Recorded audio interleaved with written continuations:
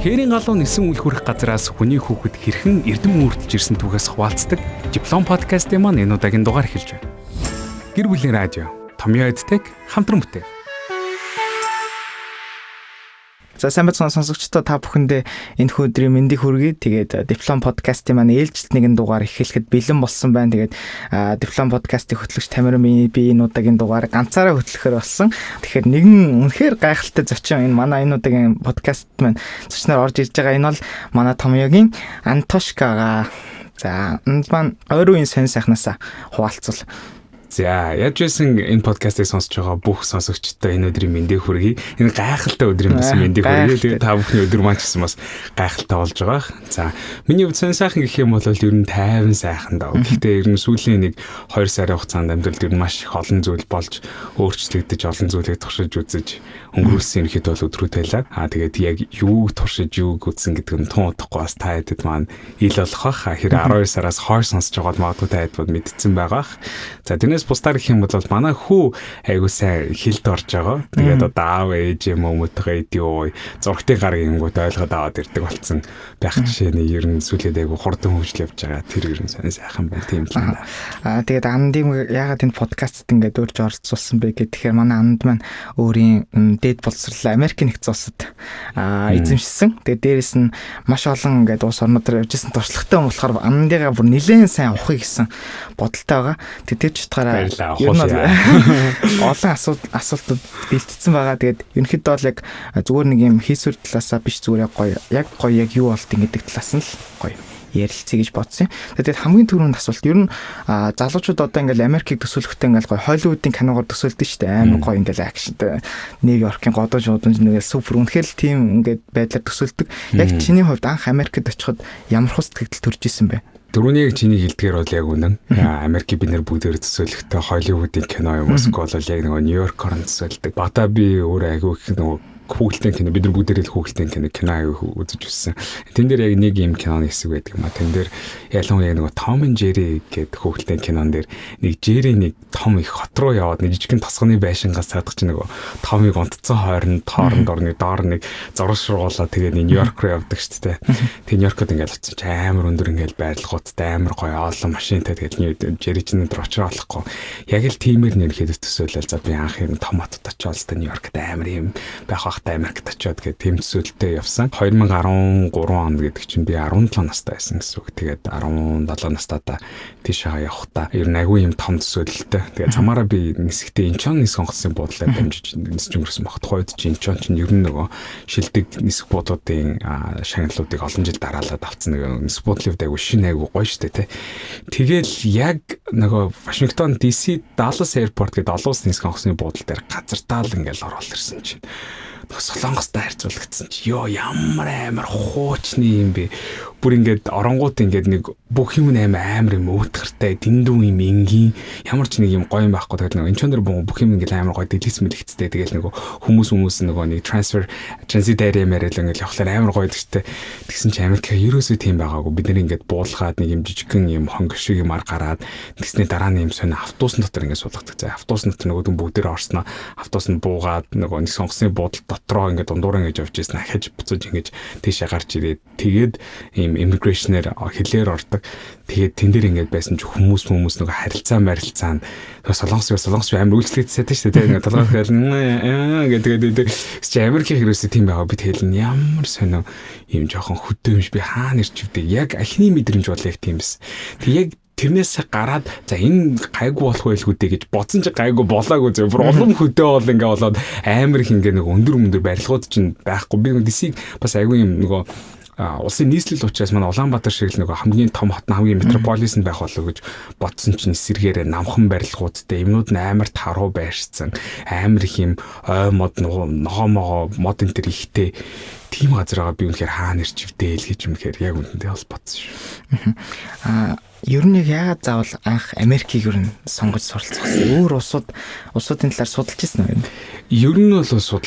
Ер нь бол судалж ирсэн. Би ч өөрөө Орос сургууль төгссөн учраас надад яг төгсөөд Оросд тэтгэлэгтэйгээр 100% тэтгэлгээр суралцах боломжууд бүр хэд байсан. Тухайн үед бас Монголд ерөнхийдөө суралцах боломжууд мөсийн олон улсын харилцаанд хуваар авцсан байсан. Гадаадын өөр бусад орнууд гэхлээр Австрали, Канада, Англи гэл олон орнууд байсан л да. Тэг яг тухайн үед миний мөрөөдөлтэй нөгөө багаас авсан мэдрэмжтэй аяг холбоотой. Яагаад гэвэл бид нөгөө нэг Холливуудын гой кино үзлээд Америк хэлээд Америкаас хамгийн гой шинэлэг бүтээлүүд гарцсан байдаг. Тэг би яг 10 жилээ төгсгöd би iPhone барьдаг байсан аахгүй. Тэг iPhone-ы ардтал дээр Design by Apple in California гэдэг үг гэдэг шүү дээ. Би тухайн үед би iPhone-ы барьж ямар ахуй бүтээл вэ гээл вау гэд ингээд гайхширж ирсэн. Тэг миний тэр аягүй гайхширж ирсэн тэр бүтээлийг маань Америкт төгссөн Америк хүн тэг Америк компани Америкт ингээд загварын гаргаад үйлдвэрлэдэгтэй загварын гаргаад ингээд бүтээгээд тэгээд хятад үйлдвэрлэдэг тэгээд Америкт игцэн гэдэг тэр утгаараа за магадгүй би Америкт хэрэг би очиод энэ хүмүүсийн эзэмсэн шиг адилхан боловсрол эзэмшээд тэгвэл надад бас энэ хүмүүс шидлхийг өөрчлөх тийм зүйлийг хийх бас магадгүй надад боломж илүү гарах юм байна гэж нэгт бодож ирсэн. Хоёр дахь бодсон зүйл нь юу гэхээр нөгөө миний мэрэгжил өөрөө олон улсын харилцаа Америк өөрөө дэлхийн гүрэн дэлхийн бодлогыг бас тодорхойлдог том гүрнүүдийн нэгтэй. Тийм учраас тэр хүчирхэг гүрэнд нь очиж тэр гадаад харилцааны гадаад бодлогыг нь судална гэдэг өөр миний хувьд маш ач холбогдолтой. Тэгээд Америк руу одоо явахд ч маш олон процессыг ингээл даван туулж байгаа шүү дээ. Ялангуяа 17 таа хүүхдийн хувьд бол нэлээд хүнд хэцүү замыг туулсан баг. Мэж хүртлээ гэдэг нөгөө чиний нөгөө өмнөх түүхээ ингээ харж байхад яаж ингээ хилэн шалгалтандаа ингэж бэлддэг байсан те тэр номыг ингээ харж байхад үнэхээр гайхалтайсан. Яг тэрэн шиг ингээд Америк руу явахдаа чи яг ямар замуудыг туулсан тэр үед чамд ямар санагдчихсэн. Тэр ер нь яг Америк руу ингээд одоо залуучууд ингээ сурахын тулд ямар процессыг том давуу туулж иж очих хэрэгтэй гэдэг. За ер нь Америкт гэхээс илүү хамгийн түрүүнд ер нь миний ер нь суур бол баг 3-4 настайгаас тавигдсан гэж бол би бол хувьдаа боддог. Гадаадаас сурах магадгүй суурьс. Яг заавал яг Америк төвшөлтэй. Гэтэ магадгүй гадаадаас сурах. Тухайн үед яадаг гэсэн мэтлэр манай ээж надад орой унтахаас өмнө дандаа англи үг хэлдэг байсан хэрэг. Тэгэл ингээл орой унтах гал ингээл байж байгаа. За цонх гэл хэлээрээ би window гэл. За эндүү гэл нэг гэл. Тэг ингээ багаас ерөнхийдөө яг тэгэж ингэж явсан. Гэтэ бүр ингэж яг хилийг ингээ шаргуу бэлдэж ингээ тавтдаг. Тэр үе маань бол бараг зүгээр 9 байна уу бараг 10 дугаар англи гэсэн. Тэрээс өмнө нэг урсгалаараа ерөнхийдөө орсон сургуультай англиас сураа явцсан. Багтаа ер нь аягүй ихтэй нөгөө англи дээр гадаад хэл дээр кино аягүй үздэг байсан. Тэгээд кино аягүй үздэг байж хагаад дараа нь ерөөсөө 10 дугаар ангид орж ирээд за ер нь би гадаад руу явах хэрэгтэй байна. Гадаад дотроо би Америкт явах хэрэгтэй байна. Тийм учраас одооноос ер нь бэлдэж эхлэх хэрэгтэй байна гэд. Тэгээд тухайн үед чинь би болохоор JET английн сургалтын төвийн Advanced 1-2 төвшнийг даваад дараа нь TOEFL ингээд ерөнхийдөө ороод бэлдээд дараа нь ер нь TOEFL өгчихсэн. Тэгээд тэрнээс өмнө болохоор нөгөө багаар өгийг аягүй чэйжилдэг намайг аягүй нөгөө өглөө нөгөө баг 3-4 насч одоо л ингээд томлол яваалаа байхгүй. Харин том ингээд ороод байлгүй өдөрт нэг 10 үг чэйжилдэг гэсэн. Тэгэл гадаа ингээд хүүхдүүд ингээд тоглол 100 ингээд болж байгаа шүү дээ. Хүүхдүүд ингээд хөлбөмбөд гадаа ингээд амар гоё жагаад би дундаас нэг ингээд тоглож байгаа бол гинт ингээд за би гэл орчод ирэхэл тэл гэлүүг ороод словаар гаргаал нэг 10 гэ бичээл нөгөө тухайн өдөртөө би нөгөө аав гэж ажиллаас ирэхээс өмнө өгнүүдээ ингээд бичиж хэлсэн байх шаардлагатай. Тэнгүүд чинь ингээд гэртээ орж ирээл хам өгнүүдээ бичээл нөгөө тгээ чэжилжээл тэгэл буцаал ингээд гарч ирээл үргэлжлүүлээ тоглолтой. Орой орж ирээл аав ээж нартай шалгуулдаг те. Тэгээд би хамгийн анхныхаас PlayStation-ыг хам тэр чинь хэдүүлээ 6 мөр дугаар анги байлуу та 5000 англи үг чийжлээд тэгээд тэр 5000 англи үгээд аавдаа шалгуулад тэгээд PlayStation 3 авахулж ийлээ да тухайн үед яалаа. Тэр нь бол тэгж ер нь бол бэлтжижсэн. За тэгээд яг нөгөө сургуультаа явахын тодорхой болоод ирэнгүүт надад хэцүү тулгарсан юм болохоор би нөгөө төгсөх ангида 3 улсын шалгалт өгсөн байхгүй. Тэр нь Монголын институтын шалгалт өгөөд Оросын единый государственный экзамен гэдэг шалгалт өгөөд тэгээд ACT Америкийн өгчээсэн. Тэгээд тухайн үед ерөнхийдөө бэлдэх бол маш хүнд байсан л да. Цагийн хувьд айгүй шахуу 3 улсын том шалгалт гэж бас айгүй хүнжтэй.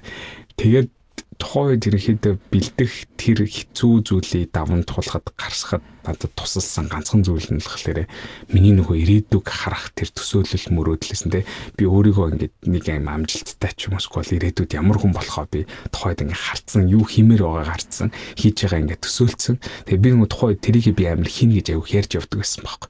Тэгээ нөгөө аягүй яриад яваад ангуу тэрэндээс үлдээ дараа нь өөрөө итгэнгүүтээ дараа нь өөрөө итгэсэн чинь өөртөө бусдыг итгүүлэн те.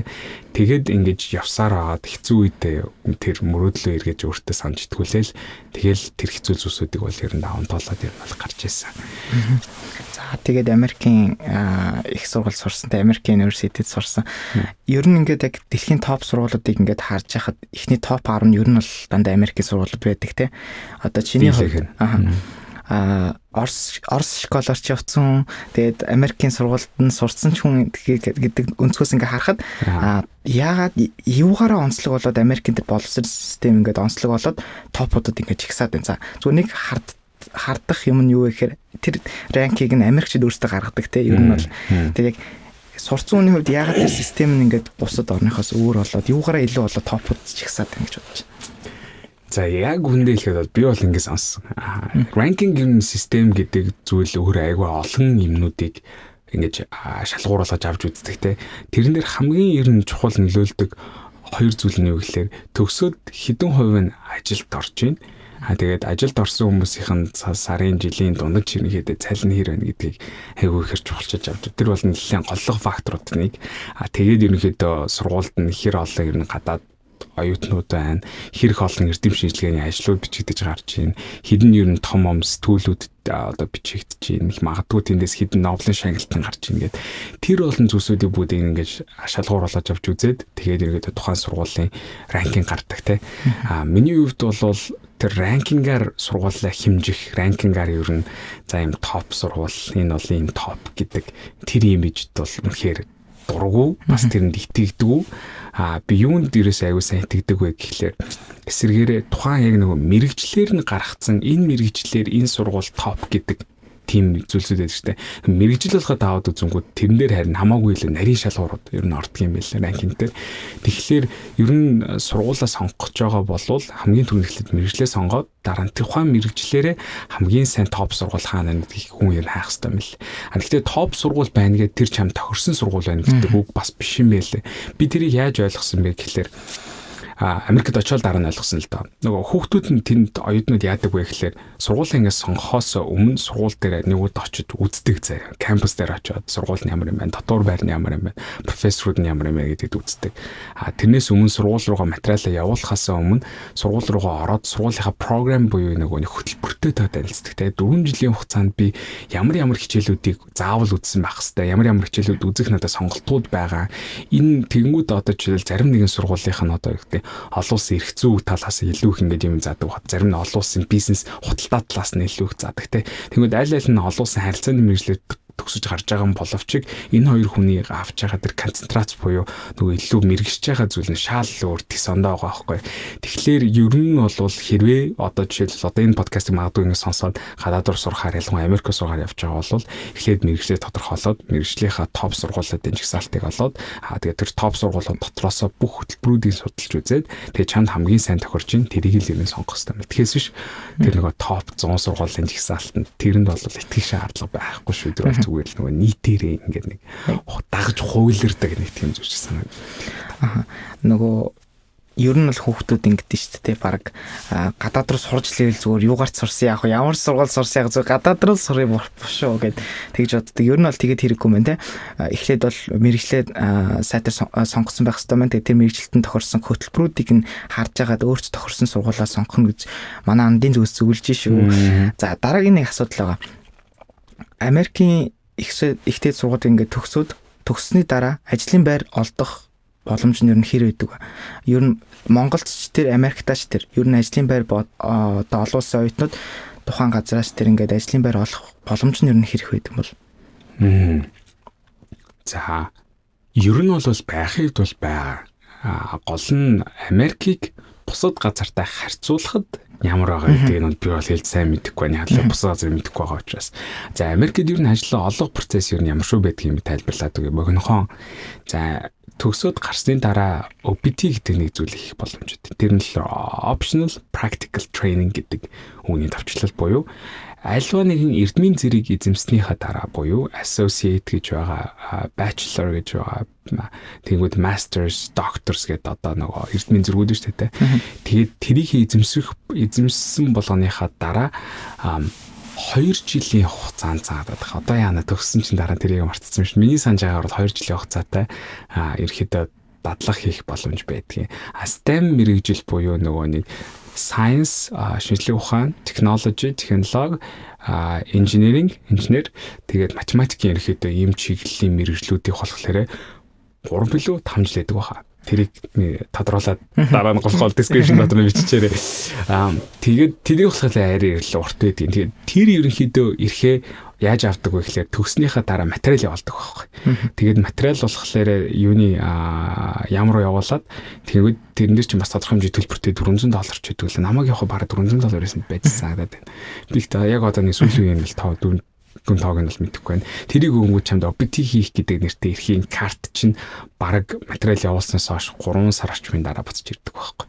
Тэгээд нөгөөдхийг авсныхаа дараа чи тодорхой бас 90 хоногийн хугацаанд дотор үлээ ажлаас олох хэвээр цаа. Тэгээ ажлаа олж чадахгүй бол тэр карт бас өчөнгөө болж малдаг. Янз бүрийн хэд ийм үрдүн ийм нарийн ширийн төвхтэй процесс бол байдгийн. Тэргээр ерөөхдөө бол ажлаа олоод тэгээд ерөөхдөө ажилдаа ороод ажиллах их боломжтой.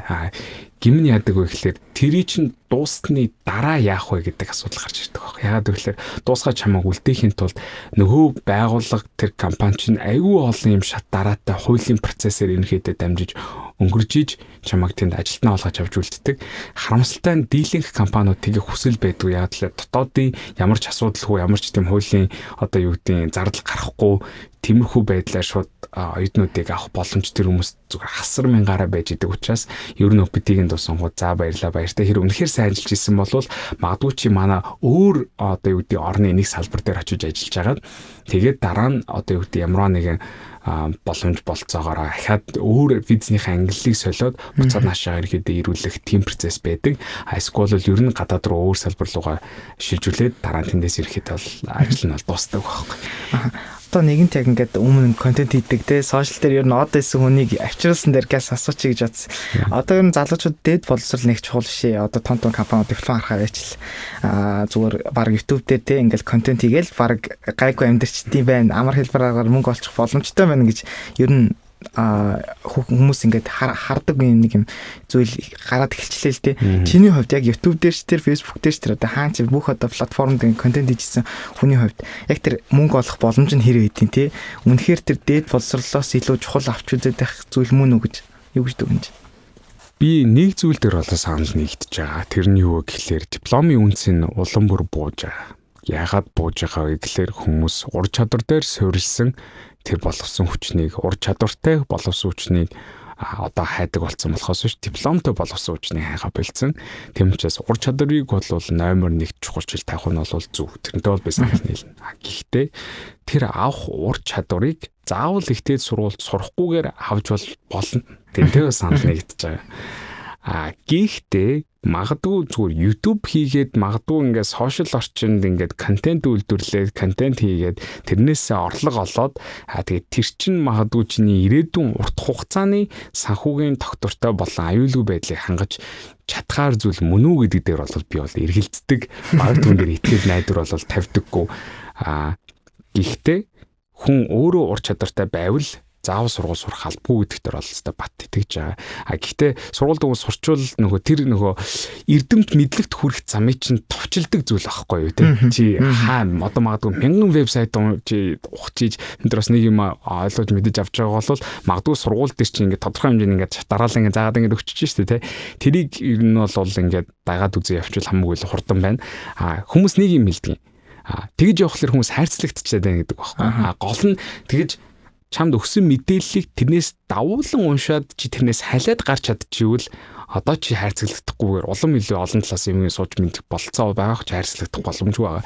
Өвгдүүд болохоор яадаг вэхээр сургуульд өгсөн яг тэр зүйлийг л уншаал тэр даалгавраа нэргээд хийгээл дүнгээ бол болчоод тэнэс шашаа нэмж юм хийдэг учраас яг л тэр нөгөө сургууль төгсөд гарахтаа нөгөө мянган ширхэг үйлдвэрлэлийн шат амжилгаар гарч байгаа мянган бүтээгдэхүүн адил нэг болол юм хэдэг гарах гэдэг.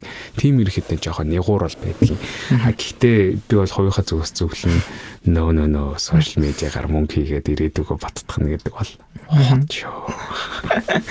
эндээс амдын ярианаас арай гоё үнцэг гарч ирж ил та. Амар гоё. Ер нь би яг өмнө ингээд оюун гэрлэгчтэй ярьжсэн чинь чамаас бүр шал өөр. Яг эсэргийг нь ярьжсэн байхгүй. Эргээл бүх зүйл суурь шинжлэх ухаан руугаа шилжин. Энэ бол төр зүрийн үзэгдлээ гэж оюун гэрлэгч хэлжсэн байхгүй.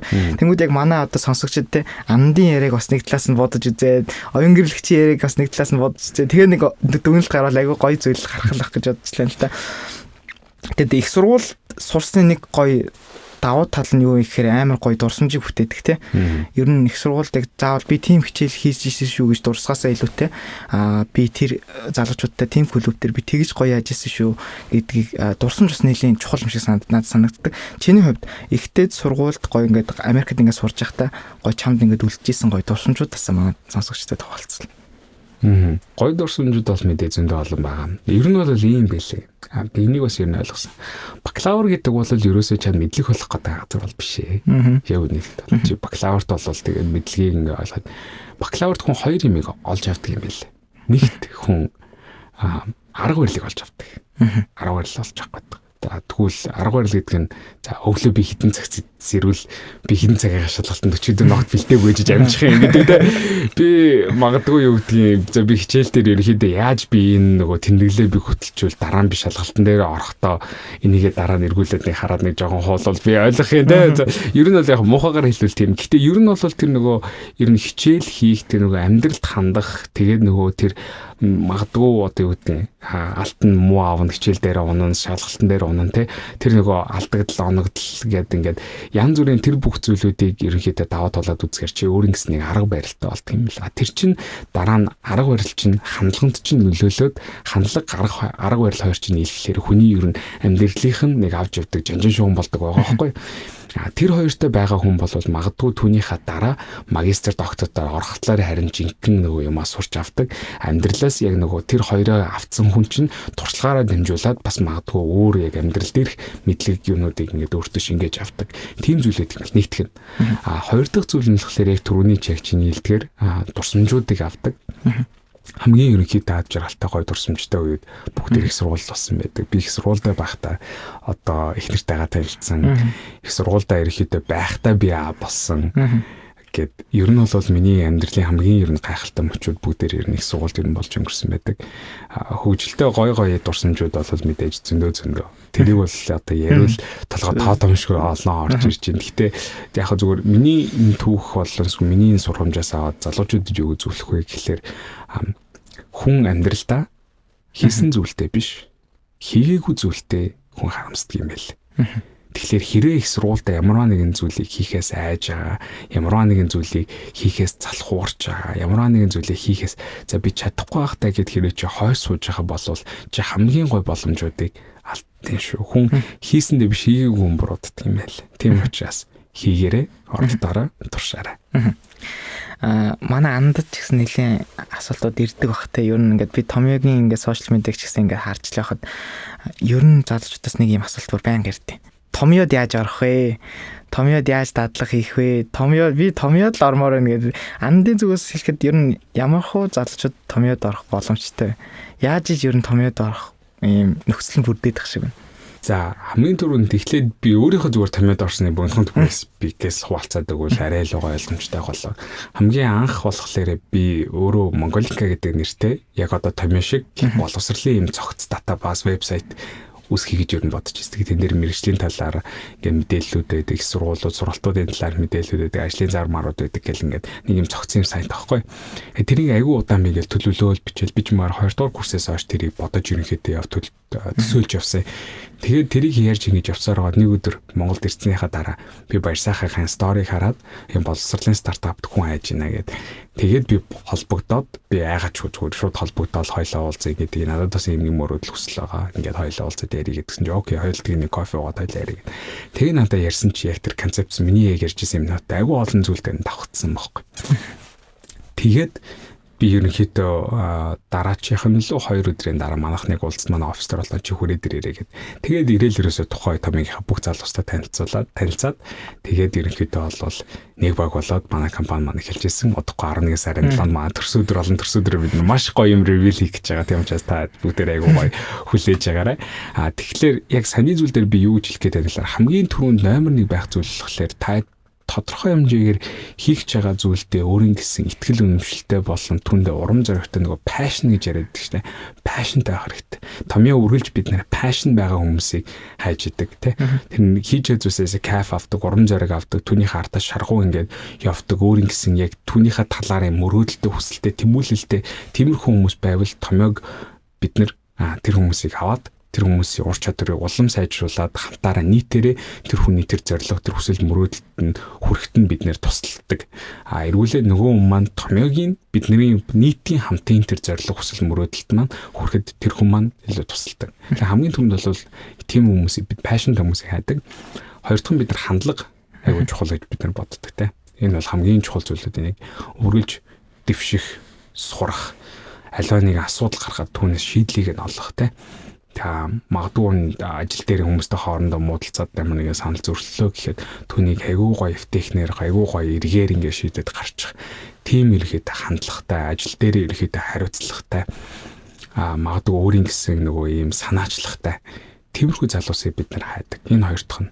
За гурав дахь зүйл нь болохоор яалтчгүй бид нар чанартай хүмүүсийг бол хайж байгаа. Одоо бас үргэлж хайдаг. Тэгээд чадвартай гэдэг нь болохоор юу гэдэг нь чи заавал нэмэр юм дээр түүс байх аль биш те. Магадгүй ч тодорхой хэмжээний үндсэн мэдлэгтэй. Гэтэ чамд түүндээ хүрэх маш их хэмжээний хэрэг потенциал байгаа гэж хэрэг бид нар харах юм бол бид нар үргэлж чамайг аваад илүү сайн хүмүүсийг магадгүй олоод чам заалгуулад туслуулад тэгээд богино хугацаанд хэрэгжиж сайжирч чадхаар байвал бид нар тэр хүмүүсийг компанид авахд ямар ч асуудалгүй байдаг те. Зарим хүмүүс ингэ бодохдоо одоо юу гэдэг нь би заавал ингэ амар олон жил ингээл нэг юмараа ажилтсан туршлагатай тэгээд ийм байж ингээ томьёод орох байх гэсэн магадгүй тийм бодолтой байж магадгүй л те. Гэхдээ чи тодорхой хэмжээний мэдлэгтэй түүндээ маш хурдан хэмжээгээр сайжирч юм тэгэхээр потенциалтай байгаад тэрийг бид нар олж хэрэг харж чадхал юм бол томьёод бол орох боломжтой. Сүүлийн үед яг андыг би эксүүл харсан гадаад сурах гарцаар явсан шүү дээ. Тэр гадаад сурах гарц гэдэг ингээд арга хэмжээ нь ингээд үнэхээр супер тий. Тэр 10 жилийн хүүхдүүдийн тэр хүсэл ингээд тэмүүллийг харж байгаа чамд яг ямар сэтгэл төржсэн. Ер нь ямархуу хүлээлттэй гадаад сурах гарц тэр арга хэмжээнд дээр очиод ямар хүлээлттэй буцаж гарсан бэ? Айгуу гоё юмсэн шүү. Гадаад сурах гарц дээр болохоор би яг үнийг хэлэхэд яг энэ подкаст хийж байгаа өдрөөс хэд хоногийн өмнө ерөөд бол очсон. Тэгээд тухайд очихдоо миний анхных байхгүй юу. Би өмнө нь болохоор бас яг тодорхой шалтгааны улмаас байхгүй гэж хагаад буцаж эргэж компанид орж ирээд тэгээд нөгөө шууд очихдоо би болохоор нөгөө илтгэл мэлтгэл тавина гэж юусэн огт бодоагүй. Зүгээр очиод ирэхэд арга хэмжээ ямар шуулдаг юм бэ харах юм байна гэдэг. Тэгээд очиод нөгөө хитэн хүн ирж байгаад би мэдээгүй. Ерөөс нарийн детальтай мэдээлэл аваагүй. Тэгээд за манай заал амар жижигхэн шүү. Ингээд орсон ч тэгсэн байхгүй сургууль манай заалаар ингээ амар жижиг. Тэгээ айгүй олон хүмүүс ингээ багтахаа зарим багтахгүй болохоор ер нь ерөөсөө ингээ багтаах шингийх боломжтойгоор л бид нар багтаад зарим нэг хойдлоор ингээ зогсож байгаа гэдэг. За тийм үү тань хитэн хүн байгаа гэдэг нь миний төсөөлт болохоор за нэг юм за 3 анги гэхэлэр нэг 80 90 хүүхдэл хоол гэж бодсон байхгүй юу. Тэгсэн чи 217 хүүхдэл юу 217 том хэмжээд лекц фор цуглаан байна штэ гэж бодож бид нар л нөгөө сургуулийн ингээд нөгөө хичээлээ тарсны дараа л нэг цөөхөн идэх хүүхдүүд сонирхсан хүүхдүүд орж ирсэн. 200 хэд бол ороод ирсэн. Тэгэхэд бол үнэхээр амар их урам зориг авсан. Хүүхдүүд үнэхээр тэр нөгөө гадаадас суралц гэдэг хүсэл эрмэлзэлтэй байгаа юм байна. Яг хуу бүх цаг үед хүмүүс хүсэл эрмэлзэлтэй байдаг л та. Гэтэ хүсэл эрмэлзэлтэйгийнхээ хажуугаар түүн дээрээ үйлдэл гаргадаг хүмүүс л яг тэр хүсэл эрмэлзлээ бодит болгож чаддаг байхгүй. Өчигдөр байсан тэндээсэн би залуусыг харахад бол хүсэл эрмэлзэл байгаад бас түүнийг бодит болгохын тулд хичээлээ тараад магадгүй заримдаа гараад болцоод кино үзээд гадаад тоглоод өөр юм хийх болцоотой байхад тэр хүүхдүүд за бид нар 2 цагийн лекц ингэ сонсчоо гэд 217-ла тэр танхим дотор суугаад ингээд тасралтгүй сонсож байгаа нь үнэхээр бахархалтай байсан. Би ч гэсэн бас нөгөө гадаад сурах гарцаар дарах эрдэнэт явж байхад ер нь хүүхдүүд асар өсөглөн байгаа юм билэ. Би бүр тэрийг үнэхээр мэдэрсэн. Тэгээ тэндээсээ хүн ингээд ажиллаа хийх ингээ урам зориг үнэхээр авдаг юм билэ. Би энэ хүүхдүүдэд зориулж би одоо ийм зүйл хийх бол үнэхээр болохгүй байгаа юм байна гэдгийг ойлгох юм билэ. Тэгээд үнэхээр залуу үе хойч үе маань ингээд гадаад сурах хүслийн эмээлцэн ингээд өмнөх үеийнхтэй харьцуулахад бүр шал өөр төвшөнд очсон. Тийм болохоор ингээд миний бас нэг юм бахархал төрүүлжсэн хэсэг байсан л та. Тэгээд дандаас бас нэг асуух зүйл нь одоо яг Томьёо юун дээр ажиллаж чинь юу гаргаж ирэх гээд байна. Тэр талаараа нэг жоохон нэг юм цохолох. Окей. Энэс өмнө бид ихтэй түүний юун дээр ганцхан зүйлийг би яг дутуулчих би тэр нэмээд хэлчихв. За тэрэн дээр юу вэ гэхээр нэг өчигдөр хайгүйх олон анзаарчихсан юм нь хүүхдүүд нөгөө айгүй их урам зориг амар хүсдэг болчих. Тий. Ингээд хин нэгнээс нь л ингээд нэг инспирэшн л авахгүй болвол нэг хин нэг од ч юм уу инфлюенсер ч юм уу те скол нэг гадаадд төгссөн хүн нь чамд орж ирээд чи чаднаа гэж хэлэхлээр нөгөө залуус ингээд өөртөө итгэхэд тэгээд амар юм хийх юм шиг. Скол бол тэр хүмүүс ингээд таадад нэг юм нүдий чи ингээд нээж өгөө тэгээд нөгөө хамаг юм чи ингээд өөрөө гой бүтээл яваал тэгчих юм шиг. Ер нь бол тиймэрхүү жоохон хандлага надад бол өчигдөр бол анзаарчихсан. Тэр нь жоохон шүмжлэлтэй. Яагаад гэвэл чи өөртөө итгэсэн тохиолдолд чи өөрөө түүнийг хийж чадна. Чамд өөртөө итгэлээ чинь чамаас өөр хинч чамд өгөхгүй. Чи өөртөө л өгч чадна. Тийм учраас гол нь өөртөө итгэхээрээ тэгээд ганцхан зүйлийг үйлдэлийг хийгээд одоо жишээл нөгөө өчигдрийн бас арга хэмжээ нэг талаас ингээ харахаар айгүй олон хүмүүстэй гоё ирэнгүүд магадгүй өнөөдөр тэд нар орж ирээд юу хийж яваа гэдэг амар сонирхолтой байхгүй тий. Магадгүй тэд нар тэрийг ингээд гарсныхаа дараа гэрт очиод үгэж хэлж байгаа болов. Эсвэл Томьёо руу ороод тэн дээр одоо менторээс асуулт асуугаад хичээлээ үзээд хэлээд автчих байгаа болов. Эсвэл зүгээр өчигдөр тэр автсан. За би өстө алнаа. Одоо бууж өгөхгүй тий. Одоо өстө зогсолтгүй урагшаа гэхэд тэр нь зүгээр юм хаштаг болоод магадгүй стори болоод тэгээд дуусч байгаа юу гэдэг. Тийм учраас амжилттай байх, амжилтгүй байх хоёрын ялгаа тэрэн дээр гардаг учраас өөртөө итгэхээрээ тэгээд нэг хийсэн үйлдэлүүдээ ингээд дараа нь өргөжлүүлээд ингээд яваарай гэдэг тийм зүйлийг хэлмээр байна. Тэгээд тэрний дараа саяны асуултанд нь хариулахад Томьёогийн хувьд яг одоо бид үнэхээр Монголын боловсролын болон Монголын ерөнхийдөө яг юм education талын технологи дээр суурилсан education салбартаа ер нь бид нар хувьсгал хийх гээд ер нь түрүү жилээс хойш ихсэн цагаас хойш бид нар ажиллаж байгаа. Хамгийн түрүүнд бид нар одоо гадаадд суралцах салбар. Тэгээ гадаадд суралцах одоо хүсэлтэй залуусын сонирхлын энэ зах зээлд бид нар хувьсгал хийж исэн болвол өнөөдөр болохоор бид нар шал арай өөр сегментэд өөр зүйл дээр хувьсгал хийх гээд ажиллаж байгаа. Тэр нь юу вэ гэхээр Томьёо Skills. Томьёо Skills нь ямар учиртай ямар зүйл вэ гэхээр ерөөсө цаадлах үндсэн концепц үндсэн гол санаа нь бид нэр шилдэгүүдээс нь суралцсан. Ерөөсөө л бид нэр энэ салбартаа энэ бизнес байх юм уу байдаг юм уу эсвэл маркетинг байдаг юм уу real estate байдаг юм уу те эсвэл бол одоо юу гэдэг йогагийн одоо фитнес салбарч байж болно шүү дээ. Энэ төртөө байгаа хамгийн шилдэг хүмүүсээс нь л хамгийн шилдэг зөвлөмжүүдийг нь хамгийн шилдэг сургаалуудыг нь бид нэр аваад түүнийг онлайн дижитал хичээл болгоод танд гадуур магадгүй хичээлэнд сууснаас гарахгүй бол тэр хүмүүс дийлэнх хичээл заадаггүй хүмүүсээр бид өөр хичээл заалгуулж байгаа. Тэр нь бүр аягүй сонирхолтой. Хэрэг хичээл заасан байсан бол магадгүй тэрний үнээс 10 дахин илүү хямд үнээр бид нар тэр хичээлийг 10 дахин илүү олон хүнд хүргээд тэгээд тэр гайхалтай хүмүүсийн ур чадвар, мэдлэг, авьяас тэрүүдийг нь үнэхээр сонирхолтой, үнэхээр нөгөө гоо үзэмжийн хувьд гайхалтай бүр юм нүд баясгаж ингээд бүр нэг чихэн дээр цэцэг ургуулсан бүр нэг тийм гой сайхан контентуудыг бид нэр бэлтгээд Tомьёо Skills гэдэг зүйлийг гаргаж байгаа. Тэгээ энэ маань 11 сарын 7-оос хойш манайх дээр лонч хийн. Тэгээ тэрнээс өмнө бол бүх бод багш нарын тайлбар хичээлүүд ерөнхийдөө ороод тэгээ тэрнээс өмнө бас манай pre-sale ерөнхийдөө бол эхлэн тэр нь болохоор борлуулалт маань ерөнхийдөө явагдаж эхлээд эхний тодорхой хэмжээний тооны хүмүүст бид нар яг бодит workshop-уудыг бид нар санал болгож байгаа. Дараа нь яг онлайн ерөнхийдөө workshop-нд орохоос эрхийг нь бид нэр өгч байгаа. Тийм учраас магадгүй хэрэг та яг одоо энэ подкастыг сонсож байгаа бол Томьёо руу ороод Tомьёо Skills гэдэг инстаграмаар хайгаад дотгошоо ороод мэдээллийг сонирхоод манай вебсайт руу ороод бас үзээрэй. Таалагдвал шууд газар дээр хөдөлж аваарай. Яа гэвэл айгүй богино хугацааны бас юм эксклюзив зүйлүүдийг бид нар бас санал болгож байгаа шүү. Яг подкастын төгсгөлийн асуултыг Анандаас асууя. Анандын цаашдын ерөн зорилго яг юу байгаа вэ? Төлөвлөсөн зүйлс юу байна? Цаашдын ер нь яа гэж бодож байна да? За төлөвсөн зүйл гэдэг нь юуны хувь? Зөв өөрийнхөө хувийн карьерийн хувь. Хувийн карьерийн хувь. Окей. За яадаг ч байсан хамгийн түрүүнд томьёогоо бий болвол үндэстэн дамсан тэмдэг том компани болгоё гэдэг тийм том зорилготой явж байгаа. Миний одоогийн ажиллаж байгаа гадаж байгаа хувьд. Ирээдүйн хувь хүнийхээ хөгжлийн хувьд 2020 он 25 оноос өмнө яаж байсан мастертай авъя. Одоо нөгөө нэг арга барилаа эзэмшсэн. Тэгээ одоо хандлага эзэмшсэн те. Тэгээ одоо яг тэр жинхэнэ мэдлэг тэр жинхэнэ мэдгэтгүн гэдэг зүйлийг бас магадгүй илүү нийт түвшинд ахиулаад ерөнхийдөө сурах гэсэн тийм зорилго байна. Дээрээс нь ахаад өөрийн нэг төрийн бус байгууллагыг ихнэрийн хамт битүүрээс байгуулад тэр нийгэмд нэлээд том нөлөө үзүүлэх үз бас тэр зүйлийн ард бас ер нь тууштай бас явах. Тууштай ерөнхийдөө хийх тийм ер нь бол хүслээ. Ер нь бол ойрын нэг 25 оны хүртэлх карьерийн өсөлтийг бол тиймэрхүү байдлаар нь л харж байгаа. Дараагийн подкастаар ямар хүн оруулмаар байна, ямар хүнийг зочноор урмаар байна гэдэг саналаа комент зэгт бичээрэй. Бид нар бүгд комментээ уншдаг байгаа шүү. За тэгэхээр энэ удаагийн подкастыг ингээд хамт явуулсан маш их баярлалаа. За бас намайг подкастт урьж оролцуулсан Тавирада маш их баярлалаа. Тэгээд энэ подкастыг магадгүй дуустал сонссон сонсогч танд бас маш их баярлалаа. Өдрөө гайхалтай сайхан өнгөрүүлээрэй.